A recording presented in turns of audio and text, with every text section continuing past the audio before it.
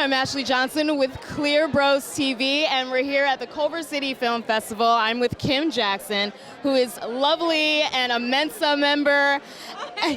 I do my homework. That's how I do my homework. Just a blonde.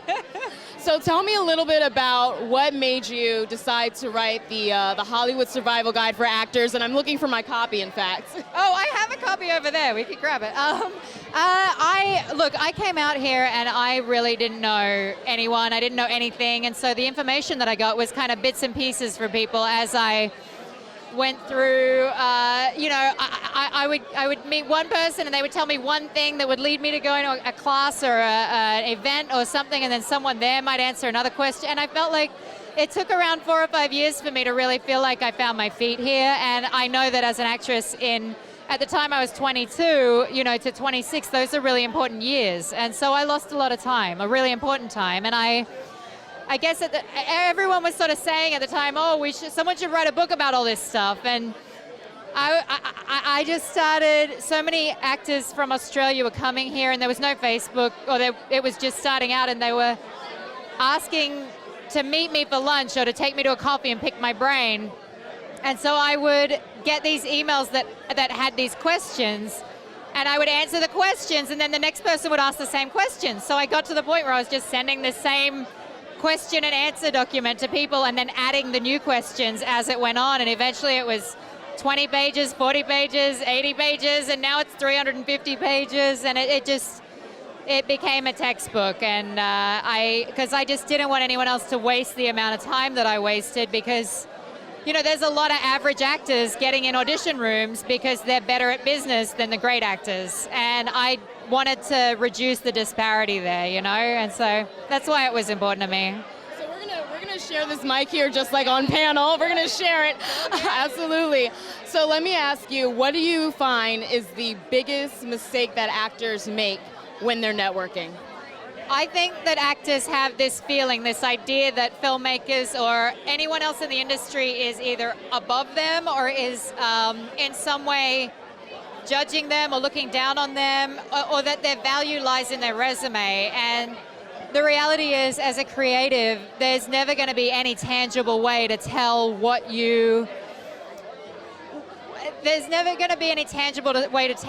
talent is, what your value is. You could be someone who's never done a single film in your life. You might be the best actor on earth, and we just don't know that yet. And so I think coming into it, when I meet a filmmaker that I love and they're great, I'll literally just say, I just saw your film, man. I want to work with you. Like, put me in your next movie. Like, how do we make this happen? And I have no shame. I'm not worried. Well, because I think, how would Scarlett Johansson, if she wanted to work with a filmmaker, what would she say? She'd say, look, I think you're a phenomenal filmmaker. I'd really love to work with you on something. I'd love to collaborate with you. And so then why do actors who maybe don't have a resume like that feel, for some reason, that they have less value than a filmmaker who's just a storyteller just like them? So for me, I think finding that understanding of equality within the industry, no matter where you're at, and just knowing that your value lies in you as a creative and in you as a person, not in any external thing that you've done or haven't done. It's just everyone is of value, and you never know when you're going to meet the right person, and they may seem like they're out of your league because they've worked a lot more than you, and you could be the perfect person for their film. So I do have actually one last question for you. Yeah.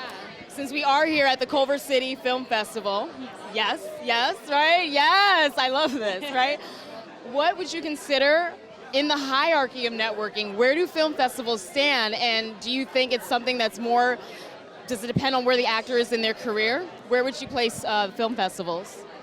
Look, I feel, in the hierarchy of networking, I would say, you're going to go from a professional introduction to, a house party or something where you're being introduced as a friend to, then being in a room full of strangers who are people you might end up being able to meet. So I think short of having a personal opener with someone or a professional introduction, a film festival is probably the next best way to meet someone. The reason being, filmmakers are chilling out at film festivals. They're open to meeting people, they want to chat, they're probably drunk.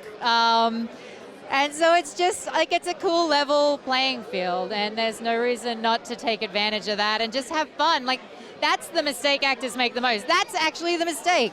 Just have fun. No, who cares who you meet? Like, you're gonna meet people, and especially if you're having fun, the more fun that you're having, the more people you're gonna meet. So just chill out, enjoy yourself, go to a place where you will be surrounded by people you wanna meet, and don't worry about whether you meet them or not, because it's gonna happen organically if you're having fun and just enjoying the event.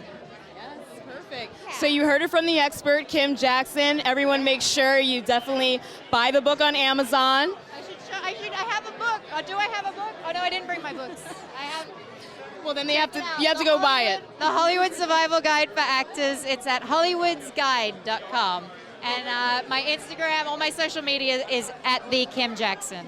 Thank you so much, Kim.